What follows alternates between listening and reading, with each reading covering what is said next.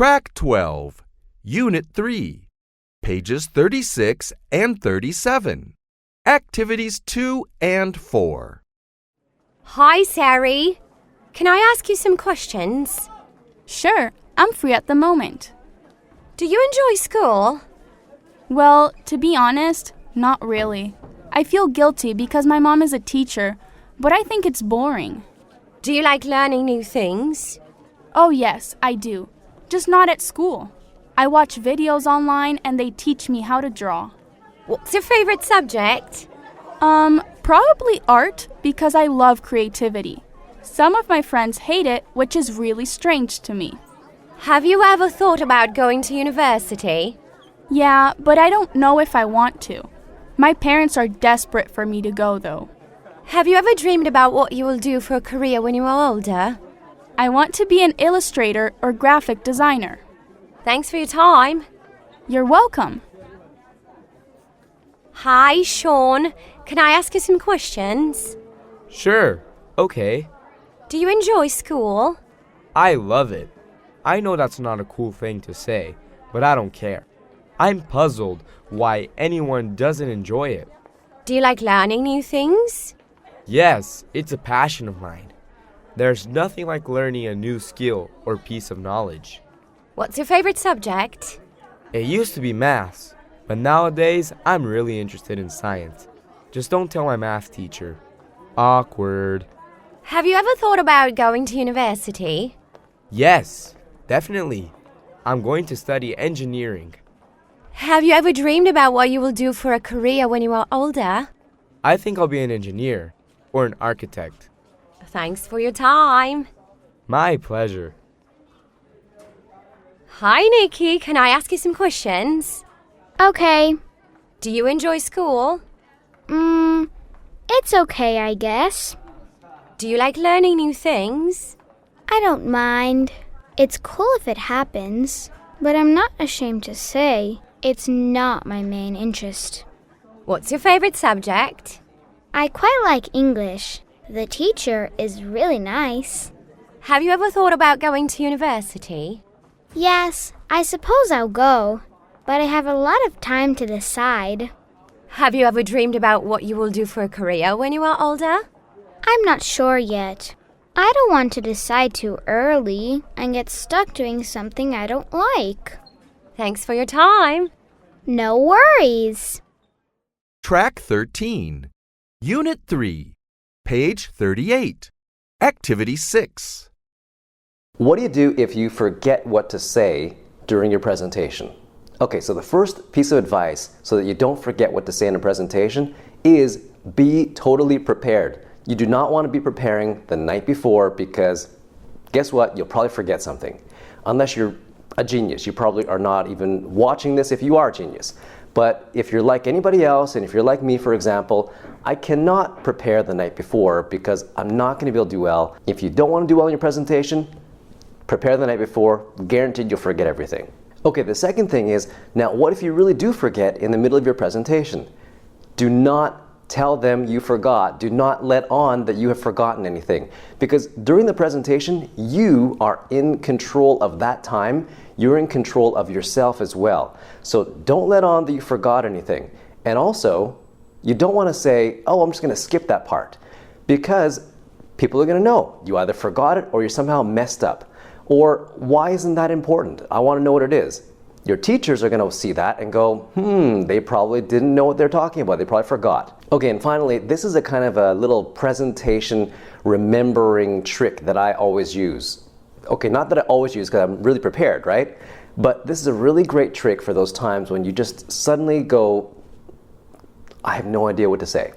So what you do is, let's say for example, you have slides, and most of the time you're going to have some slides. Now, first of all, do not write everything onto your slides because that is the absolute worst thing you can do. The reason is because your audience can read a lot faster than you can talk, so they will have read everything before you have finished talking, and they'll be so bored. But what you do instead is you write a hint or a reminder or the topic or something that will trigger your memory so that you can kind of keep going.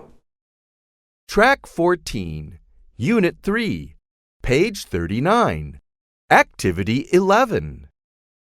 A, Let me start. B, Thank you, everyone. C. Let's move on to another reason. Track 15, Unit 4, page 46. Activity 4. A, Advertisement. Advertisement. B, Address. Address. C, Cafe. Cafe. D. Oregano. Oregano. Track 16, Unit 4, page 48. Activities 5 and 7. We all love to shop, and these days the newest styles and clothes are cheaper than ever. You can literally snag a dress for $4, which is basically the price of a vanilla latte. But buying cheap comes at a high cost. And I know, I hear you. You're like, Wembley, what does that actually mean? And that basically means that fast fashion just works on exploitative labor conditions and is destroying the environment. Over the last 2 centuries, as the world has changed, our relationship to clothes has dramatically changed too. From an era where clothing was bespoke or tailor-made for each individual to the ready-to-wear era where pre-made clothing came in standardized sizing, and the current era of fast fashion. The fashion industry today looks nothing like it did in the past. And of course, not all change is good. Obscene amount of clothes, stealing independent designers' ideas, low wages, unsafe conditions and harassment, factory workers sewing pleas to help in their clothing. Yikes. But before we get into all of that, what exactly is fast fashion? You're right if you think it sounds like fast food. It's cheap, quick, and of questionable quality. Track 17, Unit 4, page 49. Activity 9. The story that we're living in, this system that we've created, this profit at all costs, this more, buy, this whole thing, not only is it in very real ways destroying parts of the world, it's not making us happy. That was what kept me up at night the most. Andrew Morgan is the documentary filmmaker behind The True Cost and After the End. A lot of creatives get caught up on the how. How am I going to make this project happen? How will I get funding? How will I finish it? Instead of getting caught up on all the details, Andrew found stories that he couldn't not tell. That drive pushed him to tell the stories behind the sudden death of his father and the unexpected cost of consumerism. My conversation with Andrew will challenge you as a creator and get you to think differently about the choices that you make every single day. Track 18, Unit 4, page 49. Activity 11. What's really interesting with fast fashion is people were not educated on it until very recently. Even I've been in the fashion industry for almost 10 years. I started super young, and for a long time I had no idea, and I was working for a lot of these really terrible fast fashion companies, and one of them being Macy's. I was doing men's t-shirt designs for them, and I just remember like walking out into the warehouse and seeing like 5,000 units of this one t-shirt design I did that was just a dumb design, and I was like, where is this all gonna go? And that was kind of like the first time I realized like these 5,000 shirts aren't going to be around for more than a few years. It's some trendy t-shirt. It's going to be gone. Where is it going to go? And then I stumbled upon the documentary True Cost on Netflix. Yeah, Andrew Morgan. Yeah, he was actually on the podcast. Oh, Andrew amazing. Morgan, who made it. Yeah. Yes. And when I watched it, I couldn't believe it. And I had been contributing to this terrible thing with no idea. I had no idea. And I was literally in the industry. So that was a huge wake-up call for me. I mean, still working for other people, I didn't really have a lot of control over that. But I knew when I started my own company, I wanted to do it right and do it the best way that I could. But yeah, the fashion industry is the second most polluting industry in the world, next to big oil, which is pretty bad. And a lot of people don't know it. Bad company to be in. Yeah, exactly. Not a good spot. But What's cool is with my brand, like we're very much about creating conversation and bringing up these tough topics and educating people on that. So alongside like us doing our best to create things ethically, we're able to teach people to shop and support these smaller brands. Track 19, Unit 5, page 57. Activity 9. Although, but, coat, come, does, hope, throw, young. Track 20, Unit 5, page 56. Activities 3 and 4. There was a time when news wasn't news until it appeared in a credible newspaper. Now, news is anything on your social media timeline. But who do you trust? I think the news on the paper is more accurate, so I don't believe everything I hear on social media. Social media is more immediate and things happen as they go, so it's real-time news. I think you have to be qualified to be a journalist. It's not something you can just do. Traditional journalism has become more reliant on citizen journalism. Often citizens have released stories and information online before traditional news organizations, which has its pros and cons. Social media and citizen journalism has impacted on traditional journalism in a big way. We are definitely more on our toes. We have to pay attention to various things, various platforms, because the citizens are the ones telling us those stories now, but we definitely need both to tell a complete story. So we, as journalists, we still have to verify absolutely everything. Even though it might be a great story, it might not be true. So we always have to check our facts. Track 21, Unit 6, page 66. Activity 2.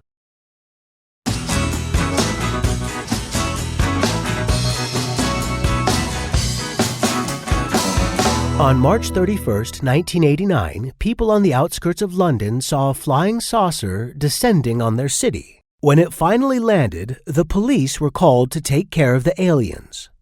The saucer was actually a hot air balloon that looked like a UFO.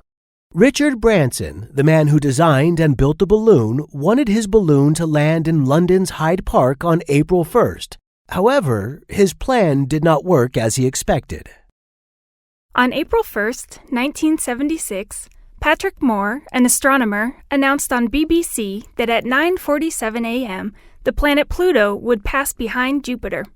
This alignment would mean that the gravitational force of the two planets would affect the Earth's own gravity, making people weigh less. Moore said that people could experience the phenomenon by jumping in the air at exactly 9:47 a.m. A minute later, dozens of people called BBC to say that the experiment had worked. The announcement was, obviously, an April Fool's Day joke. In April 1934, a peculiar photograph was published in many U.S. newspapers. The photo showed a man flying through the air by means of his own lung power. The caption stated that the man in the photo, German pilot Erich Kocher, was wearing a device which was a box and two horizontal rotors. Whenever he blew into the box, the rotors would revolve, and he would be propelled through the air. New York Daily News was one of the famous papers that printed the photo and the story as if it was authentic. Track 22, Unit 6, page 67. Activity 5. Part 1. Okay, let's look at these headlines. The government is blindfolding mountain goats to fly them back to their native habitat. That's crazy. Let me see if I got this right. The government is putting little blindfolds on goats and putting them in planes? I know, it's so funny. I can't believe it. Yeah, it's very hard to believe. Part 2. Let's look at the next one. Wonder Woman's invisible jet now available in shops? What does that mean? I think it's a toy, not an actual jet. That's impossible too, I think. Yeah, Who would buy something invisible? I'm not really sure. What do you think? I think the invisible jet is April Fool's, and the flying goats are fair dinkum. Okay, but I want to see pictures of the goats on the plane if you're right. Track 23, Unit 6, page 67. Activity 6. Back. Can. Crazy. Goat. Government. Guess. Imagine. Jet. Pictures. Shops. Sure. Watching. Track 24, Unit 6, page 68. Activities 2 and 3. This was one of the biggest health hoaxes ever. Now, eating chocolate to lose weight. A group of journalists and researchers came up with a bogus study just to see how easy it was for bad science to get published. Millions were fooled. We're joined now by one of the people who helped put it all together, John Bohannon. He's a correspondent for Science Magazine and an associate scientist at Harvard. John, thanks for being with us. First, tell us, how did the idea for this false study come about? It was the brilliant idea of a German reporter named Peter Oneken, and he called me out of the blue in December last year, and he had this idea for a kind of sting operation. And how did you put it together? The idea was, let's do a real study. We'll get real people, and we'll test the effects of different diets. And one group will have chocolate and one group won't. And then we'll take the results and publish them, and we'll build a media campaign around it and see how far it goes. The catch here is that we did a really, really bad job on purpose with the science. So the question was not whether it would get published, because I already knew that there were fake journals who would publish this stuff, but would journalists pick it up and turn it into a big story? And the sad answer is yes, very big. Track 25, Unit 7, page 76. Activity 2. Hey, podcast listeners. Happy almost summer. I am on a family holiday this week, which means that today's episode comes from our archives. We picked this one because it seems especially worthwhile considering everything that's happening in the news around the world. It is episode number 215, and it is called Why Do We Really Follow the News? Hope you enjoy. Checkity check, check, check. Okay, we're talking to Maya, Anya, and Logan. So first thing I want you to do is I want you to each introduce yourself. Just say your name. Hello, I am Anya, and I am 13 years old. Anya's my kid. Hi, I'm Logan. I'm 13 years old. Maya and Logan are two of her friends. At school, in history class, they have a current events unit. Once a week, the teacher assigns them a news article to read, or the kids pick their own from the New York Times, the BBC, CNN. Wall Street Journal. Wall Street Journal. Okay. And then the students write an essay about the article. So when the teacher asks you to do this current events reading, what is like the point? Do you ever discuss that? Like, what does the teacher say that you're trying to accomplish by reading a current event article and relating it to the history? So I think that it's really important to read current events because we're in this little bubble at our school. And so it's important to see outside of the bubble so we can improve what's not in our school and what's not as protected. So that's really interesting. So that's like reading the news in order to be kind of like a better person. Logan, would you think, is that kind of how you see it too? Just so our generation can make better decisions than the past generations have, maybe. Interesting. So let me ask you this. Do you keep up with stuff because you feel it's the, quote, right thing to do, or because you like it? I think it's just because it's a part of the world that we live in and we want to know about it. And especially as we get older, we want to become a part of it too, even more. So we want to know our surroundings. Also, I think that reading about the news may make people smarter. It helps you just think about everything and you really... Like it gives you perspective, it sounds like you're saying. Perspective, which I think is really important. Their explanations for following the news sound believable, don't they? Even a little bit noble. And their explanations may explain why you follow the news, to the extent that you do follow it. But what if we're all deceiving ourselves? What if we really follow the news just to entertain ourselves? Track 26, Unit 7, page 77. Activity 6. A. We watched the terrible news of the family of refugees that were deported to their country. B. The news of a new discovery traveled fast. They discovered a new exoplanet. C. We listened attentively while the reporter talked about the importance of kindness and altruism. D. Although he was surprised, he liked, commented, and shared the news of a politician who defended a new law. Track 27, Unit 7, page 77. Activity 7. A. Called. B. Picked. C. Protected. Track 28, Unit 7, page 78. Activity 5.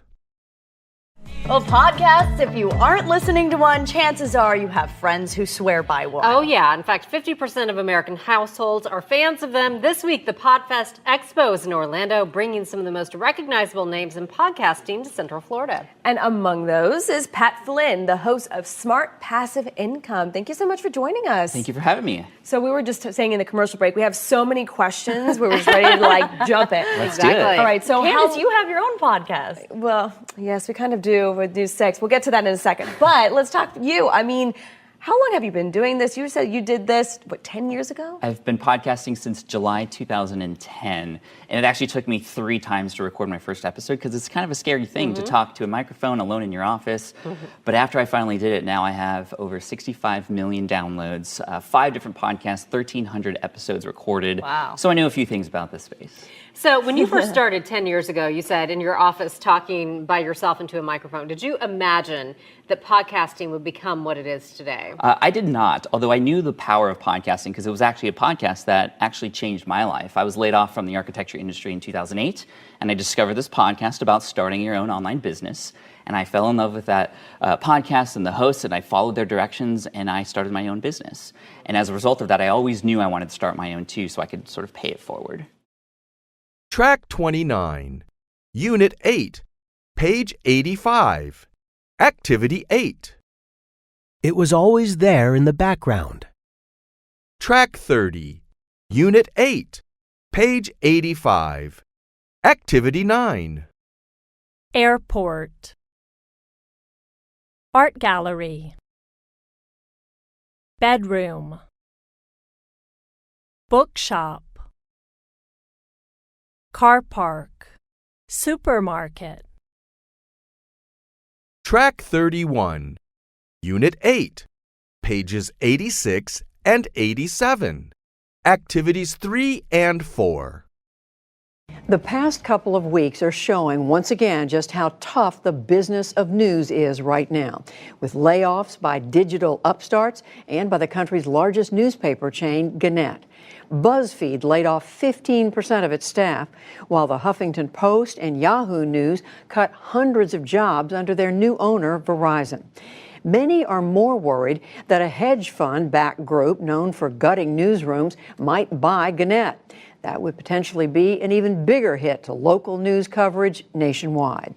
All of this has led to the growth of so-called news deserts, places where there is limited access to news outlets.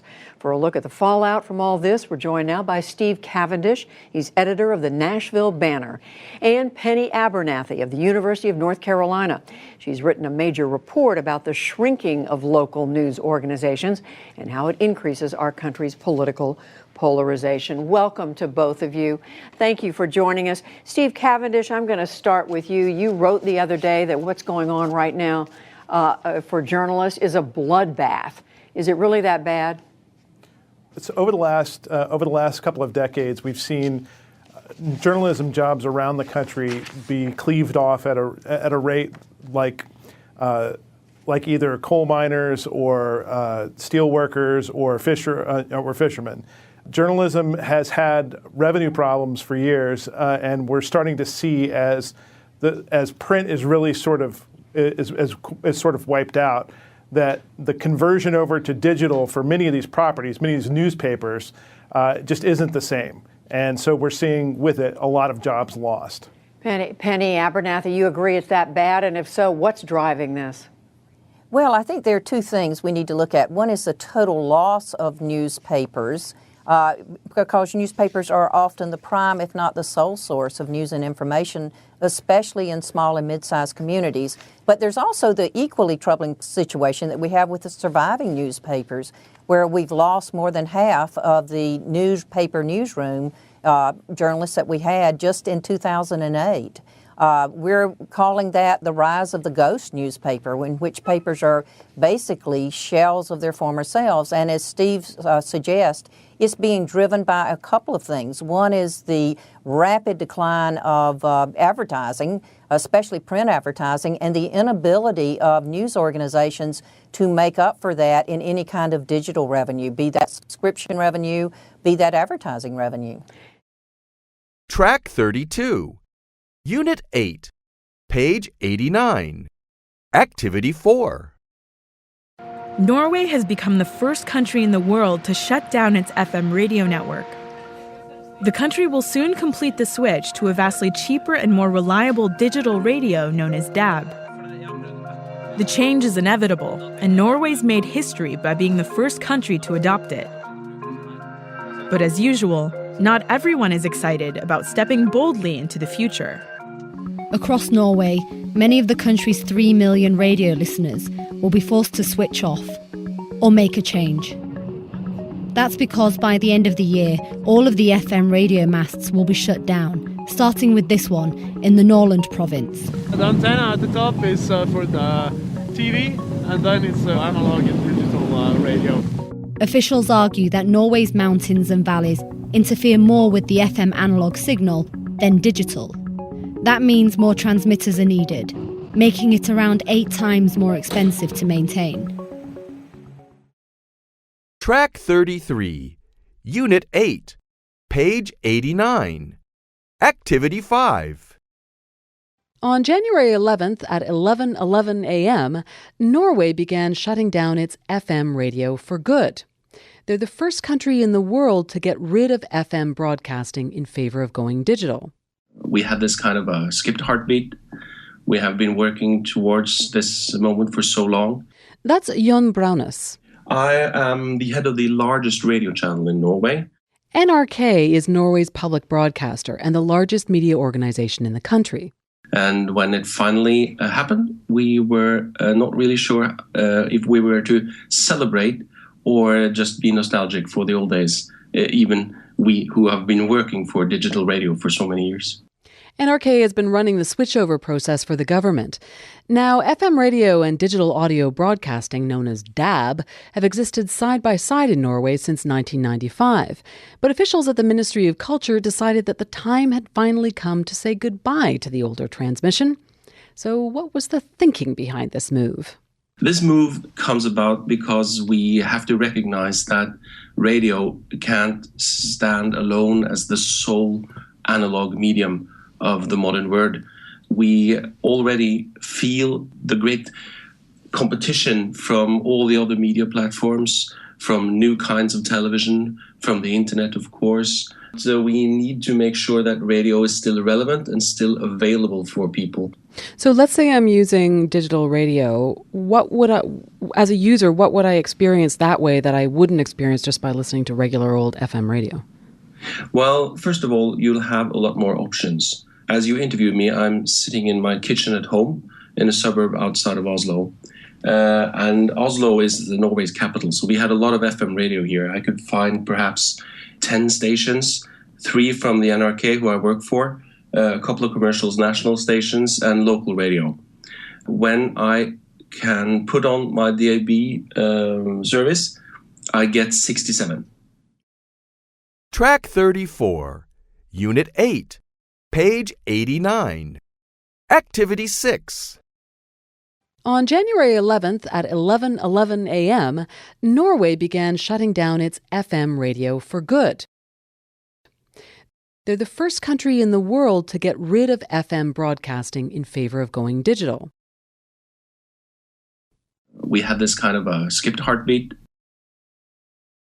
I am the head of the largest radio channel in Norway. So what was the thinking behind this move?